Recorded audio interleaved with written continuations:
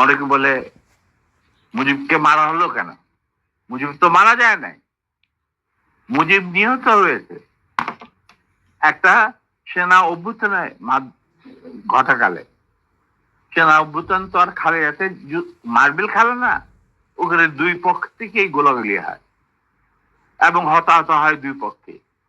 যেমন মুজিবের পক্ষের কিছু লোক মারা গেল, সেভাবে বিপ্লবীদের সেনা অভ্যুত্থানকারী বিপ্লবীদের কিছু লোক প্রাণ হারায়।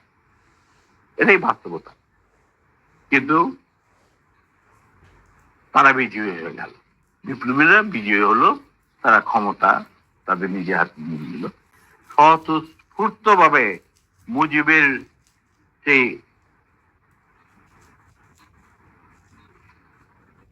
মৃত্যুর খবর জানার পর আর বাকশালের পতনের খবর জানার পর লাখো লাখো লোক, মানে দেশের রাস্তা ঘাট গঞ্জ শহর বন্দর নগর গ্রাম